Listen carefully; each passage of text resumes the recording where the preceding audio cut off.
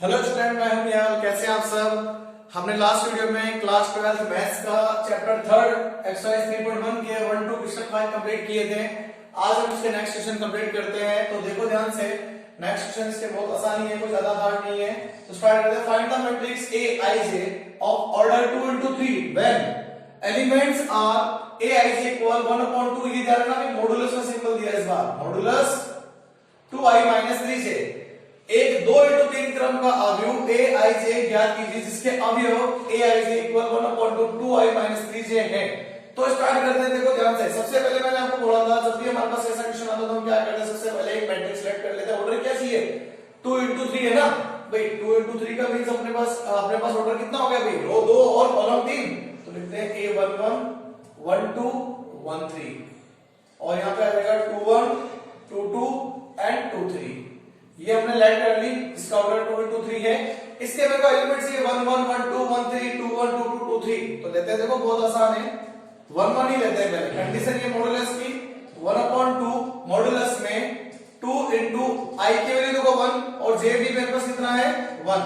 Solution करते हैं 1/2 तो 2 - 3 सॉल्यूशन करेंगे तो आएगा 1/2 -1 और मॉडुलस -1 कितना होता है भाई, +1 होगा। तो आंसर आया 1/2। तो नेक्स्ट लेते हैं 1 2 1 2 हमारे पास वापस वही 1 2 आ रहा है। तो इस बार i तो मेरे पास 1 है और j कितना आ रहा है इस बार 2। तो 2 into में 1 -3 into में 2, क्योंकि j हमारे पास 2 है इसलिए। तो ये भी आया 1/2।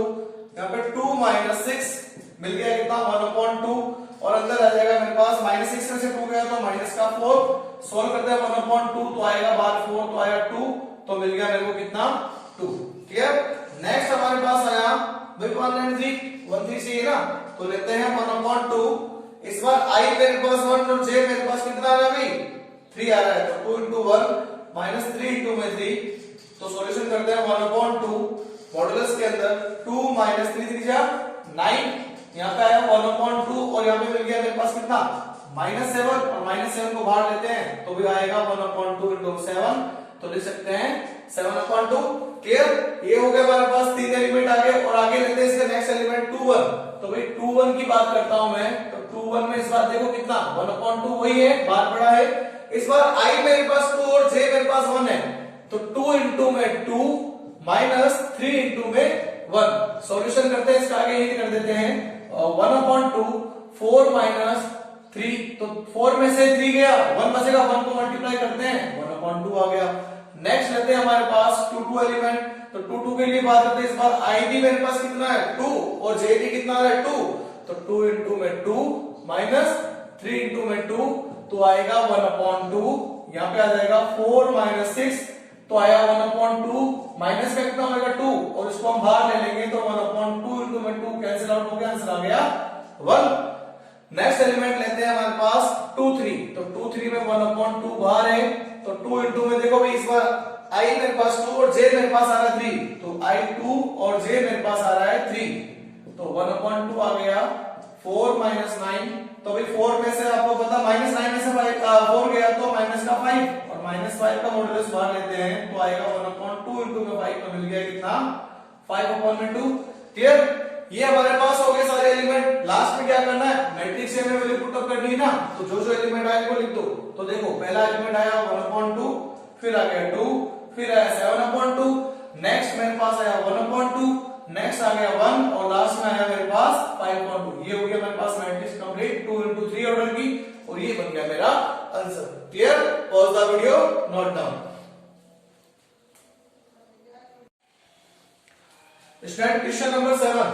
If matrix A plus B 2 7 AB and -3 4 6 2 7 8 -3 and 4 then find the value of A and B। भाई आपके क्वेश्चन में इस मैट्रिक्स का ऑर्डर लिखा हुआ नहीं था तो मैंने इस मैट्रिक्स का ऑर्डर लिख दिया। भाई देखो 3 रो है और 2 कॉलम है मेरे पास। ये ध्यान रखना ये कंबाइंड है एक साथ, ऐसा नहीं आप इसको अलग अलग कर लो। तो ये कंबाइंड में है, ये 2 हमारे पास 2 कॉलम और 3 रो, 2 कॉलम 2 और हमारे पास 3 रो और 2 कॉलम। तो देखो इसमें बोला यदि मैट्रिक्स समान हो तो ए और बी का मान आपको ज्ञात करना। भाई फाइंड करिए मैं ए और बी की वैल्यू। तो भी हमने ये पढ़ा था बेसिक के अंदर। तो भी हमारे पास इक्वालिटी ऑफ मैट्रिक्स के बारे में पढ़ा था, इक्वल मैट्रिक्स, जिसका मतलब ये होता है हर एक एलिमेंट सेम होना। तो इस एलिमेंट को इससे कंपैरिजन करें a plus b। इक्वल में आया 6, इक्वेशन फर्स्ट बन गई। अब यहाँ पे देखो वेरिएबल की टर्म एक यहाँ पे थी और एक नहीं है, तो एक यहाँ पे है, इसको इससे कंपैरिजन कर लेते हैं। तो भाई ए बी इक्वल में आ गया हमारे पास, एक इक्वेशन बन गई सेकंड। तो हमने 10th क्लास के अंदर और 9th क्लास के अंदर जो हमने नई बुक थी हमारी, या 10th क्लास के अंदर भी हमने इसका यूज किया था, वो हमने सब्स्टिट्यूशन मेथड पढ़ा था ना, उस मेथड हम यहाँ से यूज करते हैं। तो लिखते हैं बाय इक्वेशन फर्स्ट समीकरण 1 से। तो भाई समीकरण 1 से मेरे पास क्या होगा, मैं a या b दोनों में से किसी एक की वैल्यू फाइंड आउट कर लेता हूं, वहां पर पुट अप कर देता हूं। अपने ले लेते हैं a प्लस b, वापस इसी इक्वेशन को ले रहा हूं ना, तो भाई कितना लिखा है ये, तो मैं क्या करता हूं यहाँ पे भाई अपने b की वैल्यू फाइंड आउट कर लेते हैं। वैसे आप a कर लोगे तो वो भी दिक्कत वाली बात नहीं है, तो मैं यहाँ पे b कर रहा हूं, तो आप चाहो तो a भी कर सकते हो। ये आएगा 6 माइनस a। अब क्या करते हैं, वैल्यू पुट अप करें, तो ध्यान से देखो a और b की जगह आ रहा है b minus 6 minus a equal में कितना चल रहा है भाई 8। तो हमारे पास ये 8 आ गया, सॉल्यूशन करते हैं, ये 6 है भाई, इसको इससे मल्टीप्लाई किया 6 से, माइनस का कितना आ गया a स्क्वायर इक्वल में आ गया 8। क्या करते हैं, सारी वैल्यू को इस तरफ लेके आ जाए, तो देखो a स्क्वायर पॉजिटिव हो जाएगा इधर जाते ही, ये माइनस का 6 से आ जाएगा, और ये मेरे पास प्लस का ऑलरेडी 8 है, तो इक्वल टू लेगा 0। तो हमने मीडियम टर्म स्प्लिटिंग पढ़ा था भाई, द्विघातीय समीकरण हमने पढ़ी थी ना, जिससे गुणनखंड करना सीखा था, वही मेथड, मल्टीप्लाई करने पे 8 प्लस माइनस करने पे माइनस का 6। तो देखो मेरे पास किसमें आ सकता है, a स्क्वायर माइनस का 4a माइनस का 2a प्लस में 8 इक्वल टू 0। इन दोनों में से a कॉमन आ रहा है, तो आया a माइनस 4। इन दोनों में से क्या कॉमन आ रहा है, माइनस का 2, यहाँ पे भी आ गया प्लस माइनस, तो माइनस बन जाएगा a माइनस का 4 इक्वल टू आया 0। तो देखो मेरे पास एक वेक्टर आ गया a माइनस 4, दूसरा बन गया a माइनस 2 इक्वल टू में 0। तो a माइनस 4 इक्वल टू 0 रखते हैं, तो a इक्वल में कितना आ गया 4, और a माइनस 2 इक्वल टू 0 रखते हैं, तो a इक्वल में कितना आ गया 2। तो मेरे पास यहाँ पे 2 a की वैल्यू आई। अगर 2 a की वैल्यू आई तो भी मेरे पास b भी 2 आएंगे, तो b की वैल्यू से पुट अप करते हैं, तो लेते हैं यहाँ पे लिखता हूँ a इक्वल टू 4 लिखना है। अभी यहाँ पे यदि हमारे पास a आ रहा है लिखना, इफ a इक्वल टू 4 लेते हैं, तो देखो इसमें पुट अप करता हूँ इक्वेशन सेकंड में, तो मेरे पास आएगा कितना 4 into b इक्वल टू में 8, तो b इक्वल में कितना आएगा 8/4, तो आया b इक्वल में 2। ठीक है, और सेकंड वैल्यू लेते हैं हमारे पास, यहाँ पे भी लिखेंगे यदि इफ a इक्वल टू कितना 2 लेते हैं, तो देखो मेरे पास वापस b कितना मिल जाएगा अभी, 2 into में b इक्वल में आ रहा है 8, तो b इक्वल में आएगा कितना 8/2, तो ये आ गया मेरे पास कितना 4। तो हमारे पास a और b की दोनों वैल्यू आ गई, तो लास्ट में लिखते हैं a इक्वल में देखो क्या मिला 4, 2, दो वैल्यू मेरे पास ये मिलेगी, तो b इक्वल में मेरे पास क्या मिला अभी 2, 4, ये बन गया मेरे पास answer. Clear, pause the video, note down.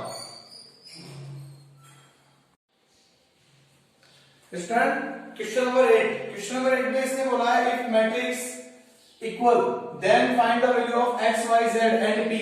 यदि मैट्रिक्स समान हो तो x y z और p के मान ज्ञात कीजिए। तो देखो बहुत आसान, इसका ऑर्डर भी वही है, 2 रो है तो 2 कॉलम, लिखा हुआ नहीं तो हम लिख देते हैं, ये 2 into 2 का ऑर्डर है। तो कंपैरिजन करना स्टार्ट करते हैं, सॉल्यूशन लाते हैं। बहुत आसान सा क्वेश्चन है, देखने में लगता है क्वेश्चन बहुत बड़ा, लेकिन इसी से क्वेश्चन सॉल्व हो जाएगा। सबसे पहले 2x को कंपैरिजन करता हूं इस एलिमेंट से, कितना आया 4, तो बताओ x इक्वल में कितना आया 4/2, तो 2 आ गया ना, तो अभी x की वैल्यू तो मेरे पास 2 आ ही चुकी है, ये लो भी इसका पहला आंसर बन चुका है।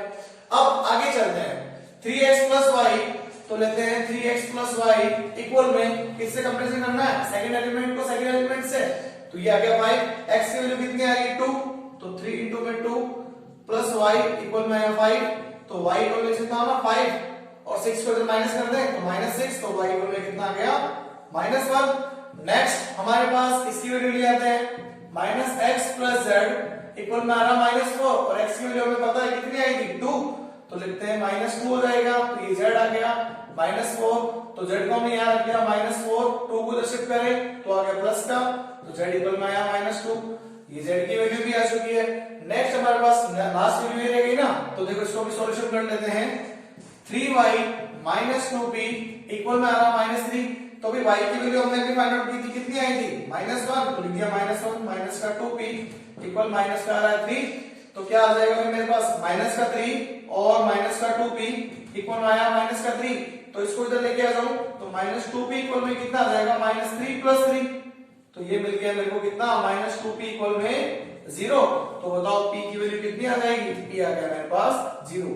तो लास्ट में लिखना आप x मेरे पास आया 2, फिर लिखना y मेरे पास आया -1 एंड z मेरे पास आया -2 और लास्ट p इक्वल में आया 0। तो ये सारे बन जाएंगे मेरे answer. Clear? Pause the video, note down. Student question number 9, question number 9 exercise 3.1 का लास्ट क्वेश्चन है। तो देखना बहुत आसान सा क्वेश्चन है। इसने क्या बोला, 4 part value of the ABC matrix A and B are equal matrix R। इस मैट्रिक्स के अंदर अगर ये इक्वल है तो किस कंडीशन से होगा, तो मतलब ABC की वैल्यू क्या रहनी है हमारे पास, A B व C के किन मानों के लिए अवयव A और B समान होंगे।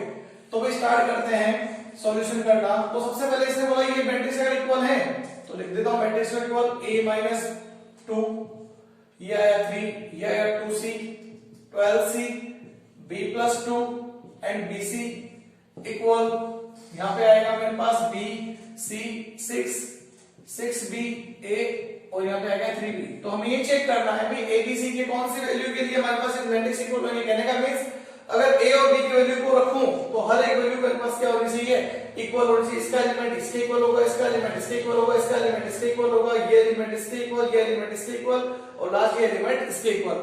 तो ये मेरे पास कंडीशन बन सकती है। तो स्टार्ट करते हैं सॉल्यूशन करना। बहुत आसान सा क्वेश्चन है। देखो सबसे पहले कंपैरिजन करो, ये कितना आ रहा है, तो भाई C इक्वल में 3, C तो मिल चुका है मेरे को। अब C मिल गया तो देखो अगर इसको अगर कंपैरिजन करता हूं 12C इक्वल में 6B और मेरे पास C की वैल्यू कितनी है 3, ये है 6B। तो लिख सकते हो 36 इक्वल में 6B। तो बताओ मेरे पास B इक्वल में कितना आ जाएगा, 36/6। तो B इक्वल में मिल गया मेरे पास कितना, 6 मिल गया। लास्ट हमारे पास एक वैल्यू हो रहे, तो देखो मैं इसको और इसको इससे कंपैरिजन कर लूं क्योंकि वैल्यू मेरे पास मिली हुई है ना, तो मेरे पास आंसर आ जाएगा। या फिर चाहो तो इसको इससे कंपैरिजन कर लो, तो इसको इससे ले ले, कोई भी ले लो XYZ, हमारे पास आंसर आ जाएगा। तो मैं फर्स्ट एलिमेंट को फर्स्ट एलिमेंट के इक्वल ले रहा हूं, A - 2 इक्वल में B और B की वैल्यू आ गई मेरे पास 6। तो A - 2 इक्वल में आया 6, तो A इक्वल में कितना आएगा 6 + 2, A इक्वल में आ गया मेरे पास 8। क्लियर? अब चाहो तो एक दो वैल्यू का चाहो तो देख लो सेटिस्फाई होता नहीं होता। सबसे पहली बात ये देखो इसे सेटिस्फाई हो ही रहा है। 2 * C की अगर बात करता हूं तो C कितना आ रहा है 3, 2 3 6 सेम हो रहा है। अब चाहो तो यहां पे रख के देखो, भाई मेरे पास A कितना आया 8 में से 2 जाएगा तो बचता है 6 और B ऑलरेडी 6 है।